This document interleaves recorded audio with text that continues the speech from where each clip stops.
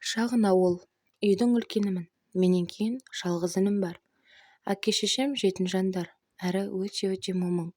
Ауылдық жерден үй бергендіктен ауылда тұрып жатыр. Есік алдында шағын бау-бақша орналасқан. Сол бақшаның жемістерімен күн көрдік. Әкем ауыл әкімшіліктің ауласын сыпырып жұмыс жасайды. Әкем де шешем де момын болғаны соншалықты мүлдем сөйлемейтін. Бәлкім жаратылыстары солай. Отбасы болып тамақтансақ та мүлгіген тыныштық. Тек қасықтар мен кесенің шарылдап шыққан шайнектің дыбысы ғана естіледі. Мен де інім де әке-шешеміз сияқты көп сөйлемейтін тыныш бала болдық. Анам ақсары келген, орыс ұлтына ұқсайды. Әкем де сондай, көздері көк түсті. Десе де қазақша тілде сөйлейді. Көршілермен анау айтқандай араласпаймыз. Біз де бала болып көршімен ойнап көрмеппіз. Бұлай айтқанда үй күшікпіз. Солай күндеріміз өтіп жатты. Арада жылдар өтіп, мен бой жеттім. Өте тұйықпын, ешкіммен араласпайтынмын. Достарым тек кітаптар болатын. Мектепті жақсы бітіріп, қалаға оқуға грантпен түстім. Аты жер жарып тұрған Алматы қаласы.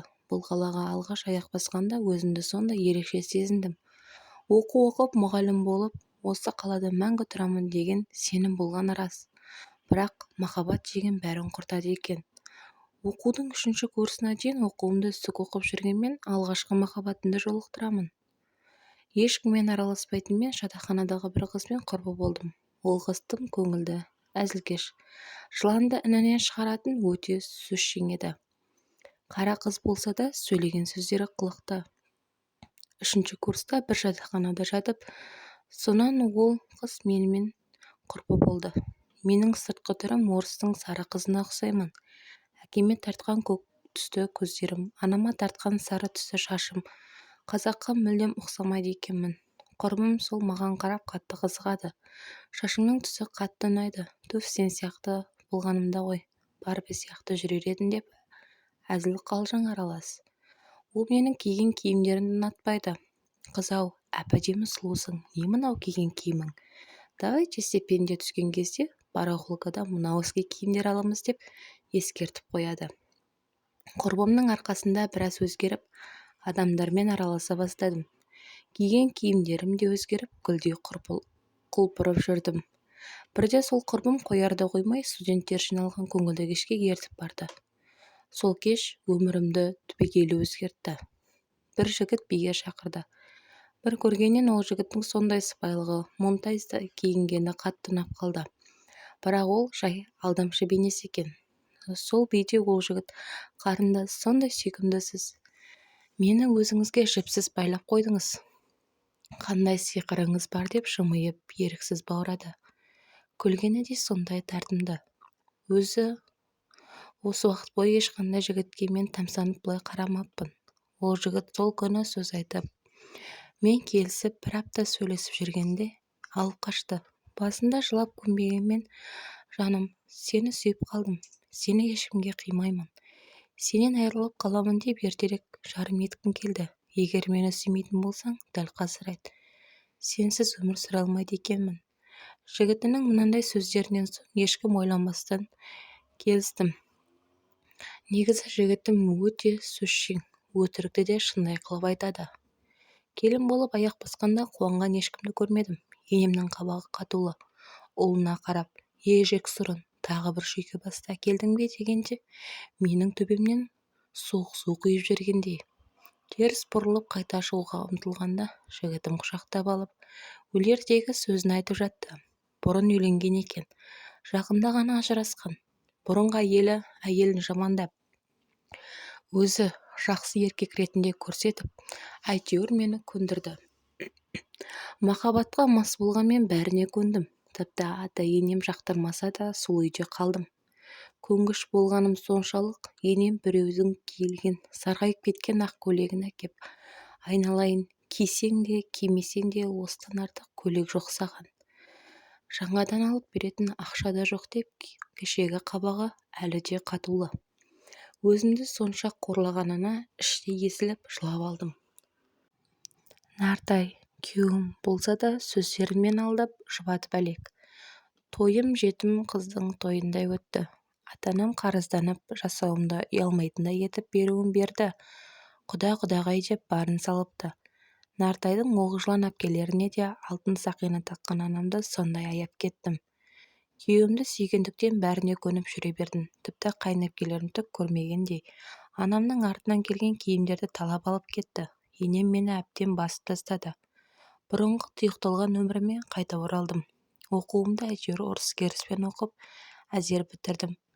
Диплом алғанда да анам байғұс қарызданып ақша салып жібереді. Диплом алған соң жұмыс жасамай үйде бала туып отырып қалдым. Нартай болса менен жалығып, түнгі төсекті өзгенің құшағында өткізіп жүрді. Балаларым болғандықтан мұндай сатқындықты кешірдім деп өзімді жұбатып жүрдім. Өмір өте берді. Менен кейін бауырым мектепті бітіре сала өзінің сыныптасына үйленді. Жүкті болып қалған екен. Ауылдың қызы. Анамның қолы ұзарды деп қатты қуандым. Бәрі өз өмірін сүріп жатқан. Бірде суық хабар алдым. Қапыда әкемнен айырылып қалдым. Қан қысымы көтеріліп бірден көз жұмған екен. Оған себепші үйдегі келінім екенін кеш білдім. Сол кезде білгенімде әттең шашын жұлып қолына беретін едім.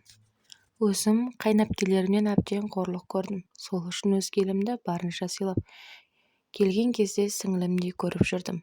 Ата-анамды бағап отырған жан деп ойладым. Алайда сыйлағанды білмейтін санасыз келін болды.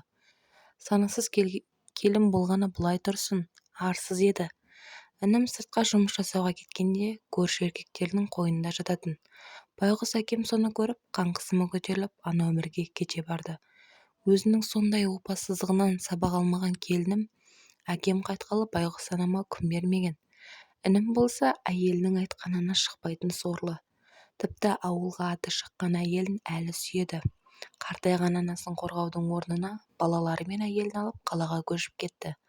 Анам қара шаңырақта жалғыз қалды. Кейіннен немерелерін сағынып қалаға барса, арсыз келіні анамды ұрып итеріп жіберген. Бір аяғы сынып емханада біраз жатты. Ол кезде анам маған жалған айтқанын кейіннен білдім. Сен кәрі қақпастан құтыла алмадың тегі. Ана шалдан әзер құтылып едім. Су маңдап мені аңдығандарыңда басқа тірліктерің жоқ па сендердің деп төбелес шығарған келінім. Сол кезде де үйінде бөтен еркектің дауысын естіген анамды есігінен кіргізбей қуған. Біраз уақыт анам сөйлеуден қалды. Өзі де сөзге жоқ адам. Емханадан шыққан соң жалғыз өзі ауылда тұрып жатты. Бір-екі күн қасында болдым. Енемнен естімеген сөзім қалмай, бәрінен шаршағанмен 4 баламен ажырасқым келіп, ұрыс шығарып едім. Балаларымды енем бағып өсірген соң, олар менен бас тартып, кетсең өзің кете бір, біз әжеміздің қасында қаламыз дегенде, жүрегімнің сыздағанын-ай. Анама жылап келдім. Қартайғанда жалғыз қалған анам менің отбасымды бұзғысы келмей, көзіне жас алып, балаларыңды ешқашанда тастама, ертең үйіңе қайт. Мен қашанғы өмір сүреді дейсің? Екеуміз ұзақ құшақтасып жыладық. Әріден анамның қасына кеткім келмеген еді. Анам мені үйден кетіруге асықтырды. Қызым-ау, ертең балаларыңның өмір бойы кешірмей өтеді. Отбасыңа орал. Нартай ішпесе, ұрмаса, ажыраспа. Түбі отбасына қайтып келетін еркек қой. Анамның ақылымен басым салбырап үйіме келдім. Енем сол баяғы ұрысы. Біраз жыл көндім. Үйде отырдым. Енді анам үшін жұмыс жасау керекпін деп жұмыссыздыққа барып тіркелдім. Болса да аяғыма оратылып жатқан балаларым жоқ. Бұл қылығыма 2 қайынәпкем келіп, мені ұрғысы келген. Бойыма батылдық жинап, егер қолдарыңның ұшы тисін, үстеріңнен ар жазамын деп қорқыттым. Бұрын ұратын екеуі жабылып, бұл жолы ұра алмай, ауыздарына келгенін құсып кетті. Көп ұзамай жолым болып, 6 айға жұмыссыздықтың атына мектепке мұғалім болып жұмыс істей бастадым. Солай күндерім өтіп жатты. Аяқ астынан телефон шыр ете қалды. Анам екен.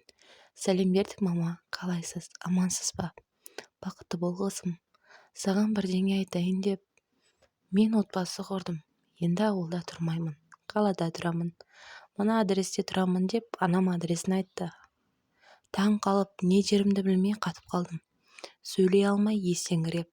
Қартайғанда анам тұрмысқа шыққанын енем естісе, қалай қорлайтынын ойлап, өзімді қоярға жер таппай тұрмын. жүзі жылы әзер өзіме келіп анамның мекенжайына бардым. жүзі жылы қарт кісі күтіп алды. өгей әкем екен, анам екеуі ғана тұрады екен, таңғы арадай үлкен үйде. бұл қартпен емханада танысып, сол кезде бір отбасы болуды ойлаған екен. қарттың балалары шетелде тұрады. өзі қара шаңырағын тастағысы келмей, бірнеше жыл бойы жалғыз тұрыпты. анамнан сұрап жатырмын, қартайғанда мұның не? өзім қараймын ғой саған, мама. бірге тұр десеңдер тұратын едім деп үсті-үстіне сұрақтарымды жаудырып жатырмын. Анам осы күнге дейін барлық қиыншылыққа шыдап келгенін, арсыз келіннің істегендерін айтып, бар сырын айтып жылап алдық. Анама бақыт тілеп, ашумен інімнің үйіне бардым. Алғаш рет біреуді ұрғаным сол болар. Келінімнің түгін қоймай ұрып-соғып, шашын жұлып төбелестік. Інім әзер айырылып алды. Одан кейін ініммен мүлде араласпадым. Бәрінен де анам екінші некесінде өте бақытты. Қашан барсаң да екінші әкем анамды сыйлап, жүзіне күлкі үйіріліп отырады. Аллаға шүкір. Бұндай анамның бақытты жүзі мен де бақытты етеді.